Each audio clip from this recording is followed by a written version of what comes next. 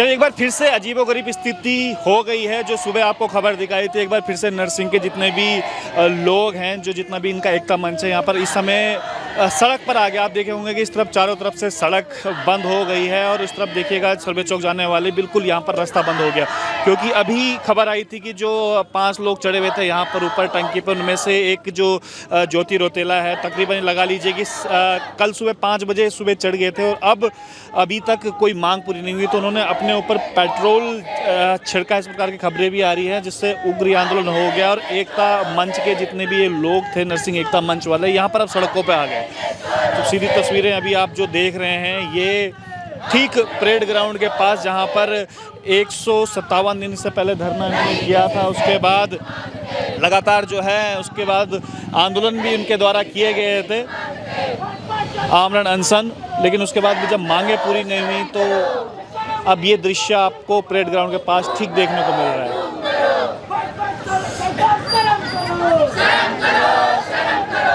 चलिए ठीक, हम अभी उसी टंकी के नीचे आ गए हैं जहाँ पे ज्योति रौतेला है, उनके साथ में जितने भी जो लोग हैं वो आपको अभी देखने को मिलेंगे। 5 बजे तक अल्टीमेटम दिया है, हालांकि शासन प्रशासन जो है यहाँ पर मुस्तैद हो चुका है, क्योंकि पूरी सड़क जाम हो गई है। इसके साथ साथ अब देखिएगा ज्योति रौतेला से भी बात करने के भी प्रयास करेंगे कि क्योंकि तकरीबन 157 दिन से लगातार जो है वो धरना चल रहा था और आज ये लगा लीजिए कि 37-38 घंटे तकरीबन हो गए हैं, जिसमें से 2 महिलाएँ आपको नज़र आएंगी और 3 वहाँ पर जो नरसिंह एकता जो मंच है उत्तराखंड, वहाँ पर ये 3 लोग और 2 महिलाएं इसमें। तो यहाँ पर आपको रमेश जोशी भी देखने को मिलेंगे, सुबह आपको तमाम कांग्रेस के कार्यकर्ता भी आपको देखने को मिले, इसके अलावा बेरोजगार संघ से लेकर और तमाम स्वाभिमान मोर्चा के लोग यहाँ पर देखने को मिले थे। रमेश जोशी जी भी पहुँचे हैं। सर, बड़ी विचित्र स्थिति है, करीबन 37 घंटे हो गए हैं और अब देखिएगा 2 महिलाएं और 3 पुरुष भी साथ में हैं। अनशन चल रहा था, लेकिन उसके बावजूद भी ये उग्र आंदोलन होने पर इस प्रकार से मजबूर होना पड़ा। क्या कुछ लग रहा है? क्या कुछ पहले जिलाधिकारी महोदय को सोचना चाहिए था कि अभी तक क्या है, मामले का संज्ञान लेना चाहिए था। जो जिलाधिकारी है वो पूरे जिले का मालिक होता है। पुलिस तो केवल लाइन ऑर्डर मेंटेन करेगी, पुलिस तो सुरक्षा करेगी, लेकिन पूरा डिसीजन लेना, क्या करना है क्या नहीं करना है, ये तो जिलाधिकारी का काम है। अभी तक कोई मजिस्ट्रेट नहीं पहुंचा, प्रशासन जो है बिल्कुल विफल है, उन्होंने अभी तक कोई संज्ञान नहीं लिया। भाई LIU ने इनपुट दी होगी, IB ने इनपुट दी होगी, तमाम चीज़ों वार्तालाप हुई होगी, कम से कम एक सिटी मजिस्ट्रेट स्तर के अधिकारी को तो यहाँ भेजना चाहिए था, वार्तालाप लगातार करनी चाहिए थी। ये बिल्कुल प्रशासन हिलावाली है, कमजोर प्रशासन है और माननीय मुख्यमंत्री जी को संज्ञान लेना चाहिए। उन्हें वर्षवार जो भर्ती है उसके लिए, जब पहले वर्षवार भर्ती हुई तो दोबारा वर्षवार भर्ती करानी चाहिए, तो उसको ऐसा पास करना चाहिए। ये बहुत लापरवाही है प्रशासन की। क्या कुछ लग रहा है अब बातें मानी जाएगी किस प्रकार से? सबसे पहले वार्तालाप है, मानना नहीं मानना, क्या होना क्या नहीं होना बाद का विषय,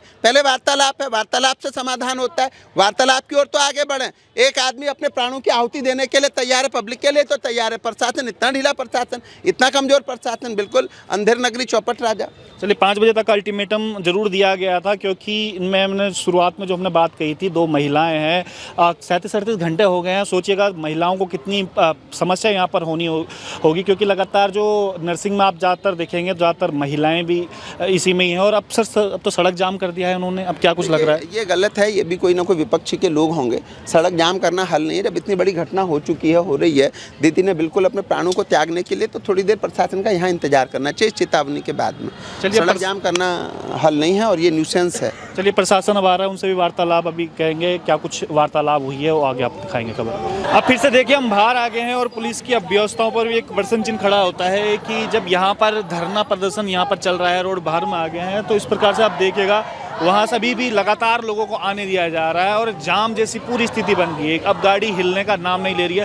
हालांकि पुलिस प्रशासन की कुछ गाड़ियाँ भी आप देख रहे होंगे यहाँ पर आ गए हैं इनको उठाने के लिए, लेकिन इसमें अव्यवस्थाएं साफ तौर पर प्रशासन की नजर आ रही है कि आखिर जब इतना बड़ा आंदोलन चल रहा है, जब इतनी बड़ी घटना यहाँ पर हो गई है, तो उसके बावजूद भी लगातार अभी तक जो ट्रैफिक पुलिस हो, चाहे जो लोकल प्रशासन हो, अभी तक व्यवस्थाएं हैं उस पर एक बड़ा प्रश्न चिन्ह खड़ा हो रहा है कि व्यवस्थाएं पहले से सुचारू रूप से क्यों नहीं की गई। आप ये देखिएगा, मैं कैमरामैन को कहूँगा जरा एक बार तस्वीरें यहाँ पे भी दिखाएं और साथ में तस्वीरें आप यहाँ पे भी अगर आप देखेंगे तो अभी भी जो नरसिंह एकता मंच है वो यहाँ पर डटा हुआ है।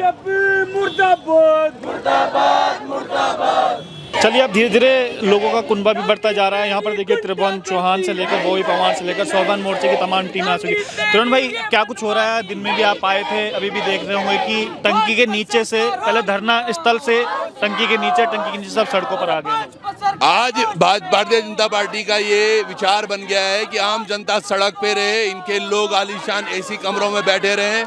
आज की दुर्दशा हमारे ये नारी बंधन की बात करते हैं, ये तमाम वो नर्सिंग की हमारी बहनें हैं जो मजबूरी में आज सड़कों पर छोटे छोटे बच्चों के साथ बैठी हुई है। धिक्कार है इन पर। और आज नर्सिंग डे भी है, नर्सेस डे है। पूरा इंटरनेशनल समाज ये मानता है कि वो नर्सेस को सम्मान मिलना चाहिए। और ये बड़ी बड़ी बातें करने वाले कि नारी का सम्मान वंदन होना चाहिए, ये खोखले वादे करके बैठे हुए हैं।